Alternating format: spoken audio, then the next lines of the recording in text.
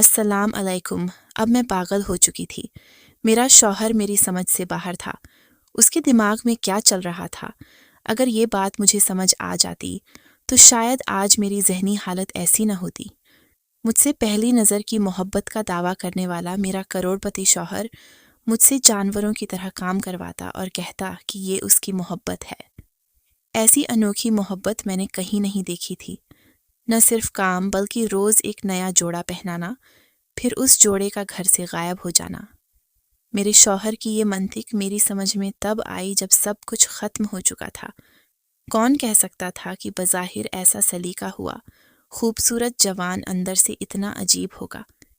ये अजीब खेल था जिसका मोहरा मैं बन चुकी थी और मुझे खबर भी नहीं हुई।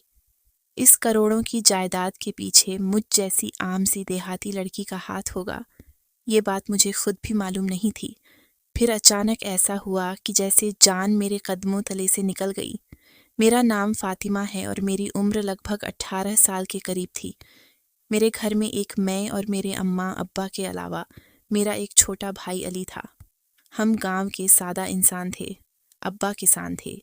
हमारी अपनी ज़मीन थी जिस पर वो काश्तकारी करते और हमारा गुज़र बसर हो जाता। मैं एक आम लड़की ही थी। कोई ख्वाब वगैरह देखने की आदत न डाली थी क्योंकि मैं वाकिफ़ थी कि हमारे ख्वाब कभी पूरे तो नहीं होंगे। खामोखा ख्वाब देखकर वक्त की बर्बादी क्यों करनी? लेकिन मैं इस बात से बेखबर थी कि मेरी ज़िंदगी में वो होने वाला है जिसका मैंने ख्वाब देखना तो दूर, कभी सोचा भी न था। आम दिनों की तरह आज भी मैं ज़मीन से ताज़ा सब्ज़ी लेने के लिए घर से निकली थी जब एक तेज़ रफ्तार गाड़ी मेरे पास से गुजरी और धूल उड़ाती थोड़ी ही दूर जाकर रुक गई। मैं अपने ध्यान में आगे बढ़ गई थी जब एक खुश शक्ल जवान मेरे पास आया। उसे देखते ही मैंने फ़ौरन अपने दुपट्टे से अपना चेहरा ढांप लिया था, लेकिन शायद वो देखने में कामयाब हो गया।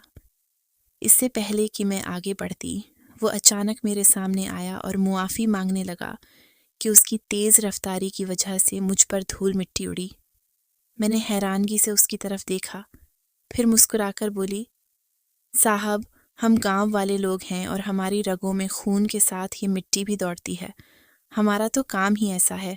आप फिक्र न करो, मुझे बुरा नहीं लगा। चलती हूँ। इससे पहले कि मैं आगे बढ़ती, एक बार फिर वो मेरी तरफ बढ़ा। ज़रा सा झुककर मेरी आंखों में झांकते हुए एकदम अपनी आंखों में चमक लिए मेरा ही शुक्रिया अदा करते आगे चलता बना। मैं तो हैरान थी कि अजीब इंसान था। माफ़ी मांगने आया था और मुझे ही शुक्रिया करके चला गया। खैर, मैंने उसकी बातों पर ध्यान न दिया और खुद सब्जियां लेते घर आ गई। लेकिन आते हुए उस पड़ोस के सभी लोग मुझे काफ़ी हैरत से देख रहे थे। देखते ही आपस में ऐसी सरगोशियां भी शुरू कर चुके थे। न जाने कौन सी खबर उनको मिल गई थी जिसको ये सब मिर्च मसाला लगाकर बयान करने वाले थे, और मुझे क्यों इस तरह से देख रहे थे। मैं इन्हीं सोचों में घर में दाखिल हुई तो घर का अजीब सा माहौल था। हर तरफ खामोशी ही छाई हुई थी। अम्मा अब्बा एक कोने में सर जोड़े हुए थे। ऐसा तभी होता था जब उनको कोई बहुत अहम बातचीत करनी होती थी। मैंने भाई अली की तरफ हैरानगी से देखकर वजह पूछना चाहा तो उसने भी कंधे उचकाते हुए लाइल्मी का इजहार किया। मैं भी खामोशी से बावर्ची खाने में रात के खाने की तारीफ करने लगी। अब इन सब के दरमियान जो भी खिचड़ी पक रही थी वो तो सामने आ ही जानी थी। जैसे ही मैं काम से फारग हुई, अम्मा ने इशारे से मुझे अपने कमरे में आने का कहा, जहां अब्बा पहले से ही मौजूद थे। मुझे देखते ही अब्बा ने मेरे सर पर हाथ रखा और मुस्कुराकर बाहर चला गया। मैं हैरान परेशान अम्मा के बोलने का इंतज़ार करने लगी कि आखिर ऐसी भी कौन सी बात हो गई जो सुबह से सब लोग ऐसा बर्ताव कर रहे हैं। अम्मा, क्या बात है? अब बता भी दे, क्या मुझे हार्ट अटैक करवाएगी क्या? मैंने 5 क्लास पढ़ी थी तो अंग्रेज़ी तो आती थी। बस इसलिए जब भी कोई परेशानी होती, मेरे मुंह से हार्ट अटैक वाली बात निकल जाती। हमेशा की तरह अभी भी अम्मा ने एक धप्पा मेरी कमर में जड़ा। ज़रा तुझे तमीज़ हो, शादी की उम्र हो गई है और अक्ल अभी घुटनों में है। अल्लाह न करे तुझे धुआरा पड़े। मैं तो तेरे दुश्मनों को भी ऐसा न कहूँ। अब तो चुप कर, मुझे जो बात करनी है वो करने दे। हमेशा अपनी बकबक चालू कर देती है, मुझे बात ही भूल जाती है।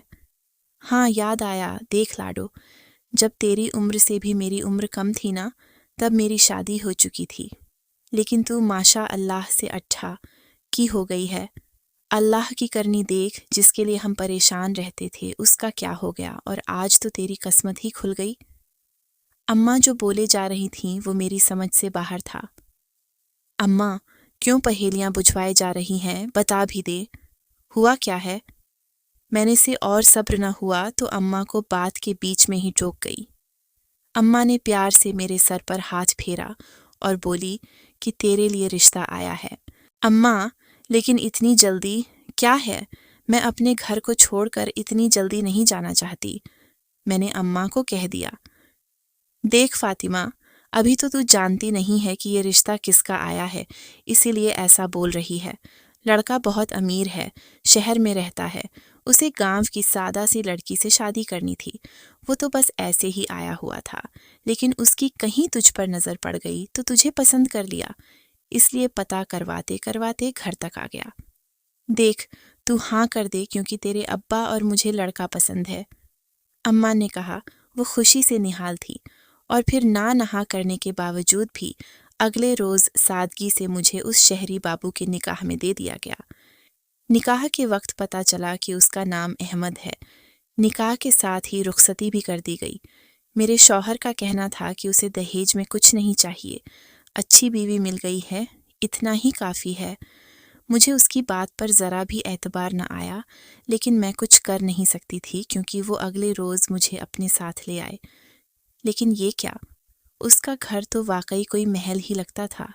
इतनी बड़ी कोठी थी, लेकिन वो तो मेरे शौहर ने मुझे घर देखने न दिया। कहा कि अब तो तुम्हारा ही घर है, आराम से देख लेना। मुझे कमरे में ले आया और बेड पर बैठाते ही मुझे इंतज़ार करने का कहा। थोड़ी देर बाद कमरे में आया तो उसके हाथ में एक नया जोड़ा था और एक दूध का ग्लास। उसने वो जोड़ा मुझे पहनने के लिए दिया और दूध पीने का कहा। जब मैंने दूध पिया तो उसमें से बहुत तेज़ खुशबू आ रही थी। जब पिया तो किसी फ्रूट का जायका महसूस हुआ। खैर, मैंने सारा दूध पी लिया। इसके बाद अगली सुबह जब मैं उठी तो शौहर ने पहले ही एक और नया सूट निकाल कर रखा था। मुझे कहा कि अपना जोड़ा बदल लो। मैंने खामोशी से जोड़ा लिया और पहनने चली गई। जब वापस आई तो शौहर ने नाश्ता बनाने का कहा। मैं कमरे से बाहर आ गई, लेकिन कल तो घर देखा न था, इसीलिए शौहर से बावर्ची खाने का पूछने दोबारा कमरे में आई। देखा तो वो कुछ शॉपर में डाल रहा था। मुझे देखते ही घबरा गया और जल्दी से शॉपर बेड पर रखते ही मेरे पास आया। क्या हुआ प्यारी बीवी, मैंने तो तुम्हें नाश्ता बनाने भेजा था ना, क्या बन गया नाश्ता? वो इतने प्यार से बोला कि मुझे समझ ही न आया कि कैसे बताऊं, कि अगर पता होगा कि बावर्ची खाना कहाँ है तभी बनाऊंगी ना। वो दरअसल मुझे पता नहीं कुछ भी, आप ही ने कहा था कि कल घर दिखाऊंगा, इसलिए चिल्लाकर मैंने घबराकर जल्दी से उसे जवाब दिया कि वो नाराज़ ही ना हो जाए। अरे तो इतना घबरा क्यों रही हो, आओ मैं दिखा देता हूँ, अब सब तुम्हारा ही तो है। फिर उसने मुझे पूरा घर दिखाया। घर वाकई में बहुत प्यारा था। मैंने जल्दी से पराठे और अंडा बनाया, साथ में चाय बनाकर उनको बुलाने चली गई। वो मुझे देखते एकदम खड़े हो गए। फिर हमने नाश्ता किया। इस दौरान वो काफ़ी बातें भी कर चुके थे। तभी उन्होंने बताया कि जब मैंने उनको देखते अपना चेहरा छिपाया और उनकी शर्मिंदगी को अपनी बातों से कम किया था। उन दिनों में जितना अपने शौहर को समझी थी, वो काफ़ी अच्छे साबित हुए थे। मेरे दिल में जितने भी भयानक खदशे उनको लेकर थे, वो सब खत्म हो गए। वो रोज़ मेरे लिए कपड़े लाते, साथ में और भी चीज़ें। आज तक मैंने एक बार पहना हुआ जोड़ा दोबारा नहीं देखा था। वो कहते थे कि तुम खास हो, इसलिए तुम्हारा साफ सुथरा रहना भी ज़रूरी है। मैं उनकी बातें और हरकतें देखते मुस्कुराती थी और ख़ुद पर रश्क करने लगती कि कितना चाहने वाला शौहर मिला है मुझे। अभी मैं नहाकर फारिग हो गई थी जब शौहर घर आए। मुझे स्ट्रॉबेरी लाकर दी, साथ नया सूट भी पकड़ा दिया। आज पूरा दिन तुम ये स्ट्रॉबेरी खाओगी, इसे ख़त्म करोगी, ठीक है ना? 2 किलो स्ट्रॉबेरी थी, मैं कैसे खा सकती हूँ, लेकिन फिर भी मैंने हाँ कर दी। थोड़ी थोड़ी देर बाद खाती तो ख़त्म हो ही जानी थी रात तक, लेकिन सूट देखकर मैं हैरान हुई। अभी ही तो नया सूट पहना है, कल ही तो आपने लाकर दिया था। अभी जाओ, जाकर ये सूट पहनो, वो कल वाला जोड़ा है। मैंने कहा ना, तुम रोज नया जोड़ा पहनोगी। शौहर ने सख्ती से मुझे कहा और सूट पकड़ा दिया। मैं हैरान होती कमरे में गई। पानी मौजूद था, लेकिन कहा कि बाहर से पानी लाकर आओ, ठंडा पानी पीना है मुझे। मैं खामोशी से चल दी, लेकिन यही सोच रही थी कि वो इतनी अजीब हरकतें क्यों कर रहे थे। अगर एक सूट दोबारा पहन लिया तो क्या हो गया? पहले तो मैं 4-4 दिन एक ही सूट पहनती थी, तो अब क्या मसला है? क्या उनको मुझसे कोई बदबू आती है या कुछ और बात है? इन्हीं सोचों में जल्दी से पानी लाकर जूं ही कमरे में दाखिल हुई, शौहर जल्दी से मेरा वही जोड़ा जो उतार कर रखा था, उसे लपेट कर एक शॉपर में डाल रहा था। मैंने ग्लास उनकी तरफ बढ़ाया तो एक घूंट पीकर पानी वहीं रख दिया और शॉपर को साइड पर करते मुझे अपने पास बुला लिया।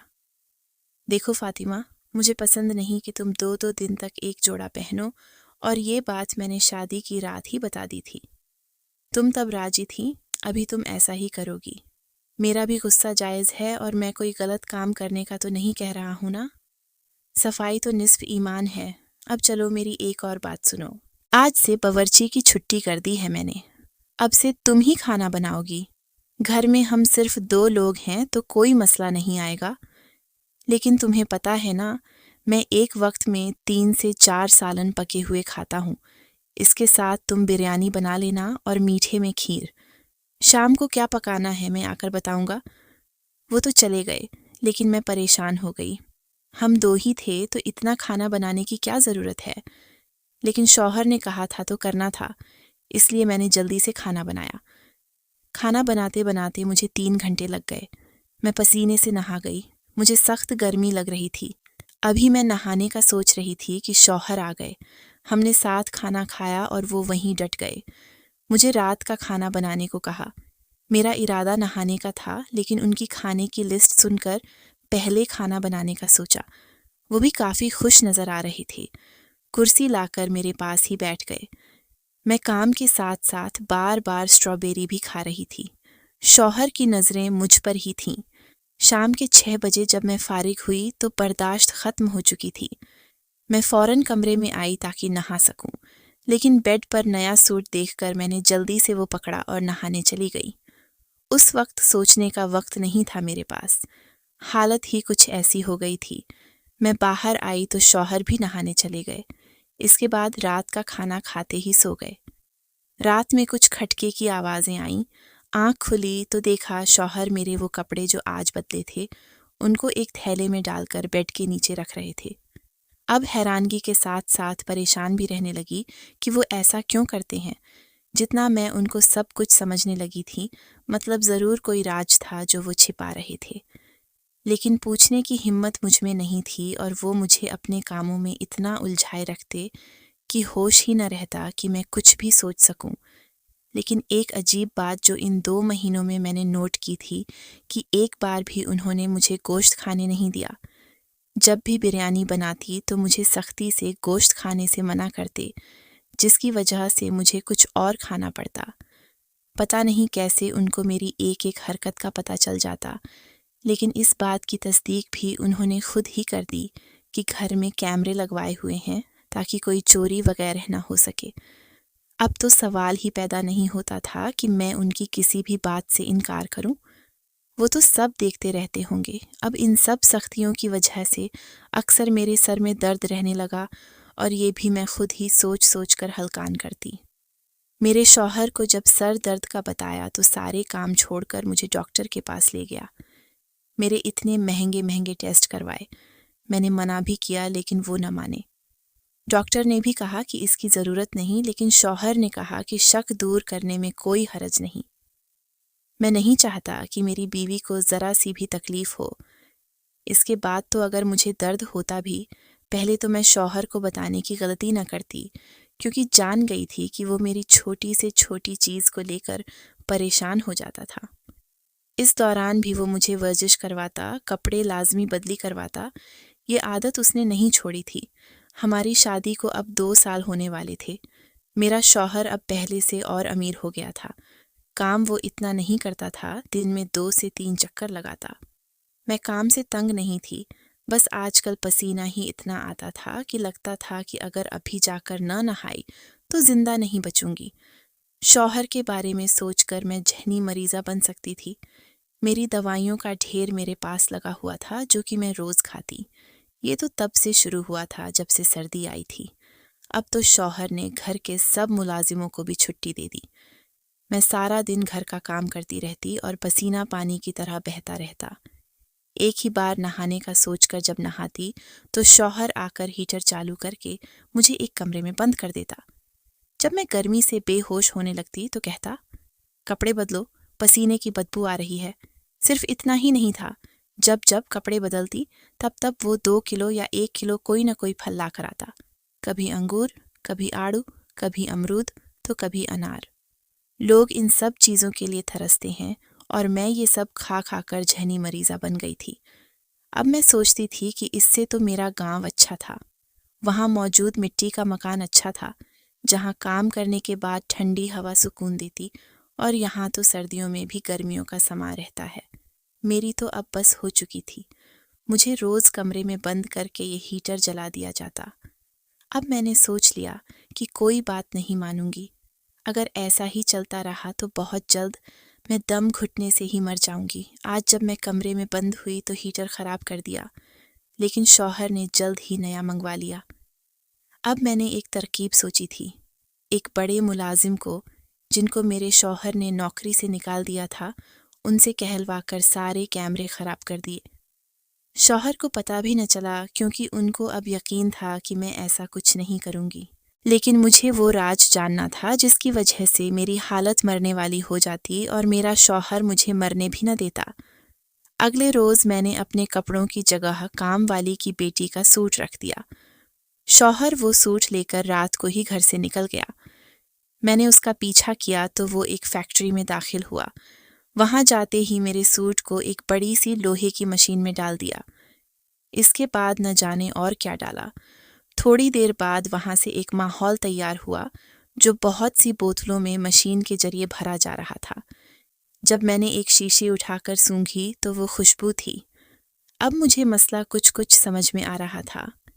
मैं एकदम से अपने शौहर के सामने चली गई। वो मुझे देखते ही घबरा गया।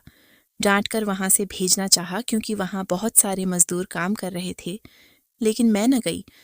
उसे सच बताने का कहा, वरना या तो मैं उसे छोड़कर चली जाऊंगी या फिर अपनी जान ले लूंगी। ये सुनते ही शौहर सख्ते में आ गया। उसे उम्मीद नहीं थी कि मैं ऐसा कुछ भी कहूंगी। देखो फातिमा, तुम मुझे छोड़कर न जाना और मरने का सोचना भी मत। मैं तुम्हें सच बताता हूँ, तुम यहाँ आओ कमरे में। शौहर ने गड़गड़ाते हुए मुझसे रिक्वेस्ट की, लेकिन मैं न मानी। बिल्कुल नहीं, यहाँ सबके सामने ही बात होगी, वरना मैं अभी तुम्हें छोड़कर चली जाऊंगी। तब मेरे शौहर ने नादम होकर बोलना शुरू किया। मैं कभी भी शादी नहीं करना चाहता था, बहुत पैसा कमाना चाहता था। फिर मुझे तुम मिली। तुमसे मुझे एक अजीब और अच्छी सी खुशबू आई। मैंने फैसला कर लिया कि तुमसे ही शादी करूंगा। फिर मैंने इस पर अमल भी किया। मैं रोज़ तुम्हें नए कपड़े पहनने को देता ताकि तुम्हें पसीना आए। इसके साथ तेज़ खुशबू वाले कभी फल तो कभी सब्जियां खिलाता। मैं खुश था कि मेरा तजुर्बा कामयाब हुआ। जो परफ्यूम बना वो न सिर्फ यहाँ बल्कि इंटरनेशनल मकबूल हुआ, जिसकी वजह से मुझे और लालच जागा। मैंने सबको छुट्टी दे दी। मुझे जितनी कामयाबी मिलती जा रही थी, पैसे की हवस बढ़ती जा रही थी। फिर सर्दी आ गई तो मेरे जहन में हीटर का ख्याल आया। मैं सर्दी में तुमसे काम न करवाता, बस वही लोन में रखता। जब सर्दी लगती तो कमरे में बंद कर देता। हर तरह से मेरा फ़ायदा हो रहा था। मैं बहुत खुश था। उस दिन तुम बीमार पड़ी तो मेरी रूह कांप गई कि अगर तुम्हें कुछ हो गया तो सारी मेहनत ख़राब हो जाएगी। इसलिए मैं बच्चा भी नहीं चाहता था। अगर बच्चा हो जाता तो भी तुम मशगूल रहती, मैं काम न करवा पाता। क्या पता बच्चे के बाद पसीने की खुशबू बदबू में बदल जाती। इसलिए मैं उसकी भी दवा खिलाता रहा। और देखो, आज हम अमीर हैं, इतना पैसा है हम दोनों का।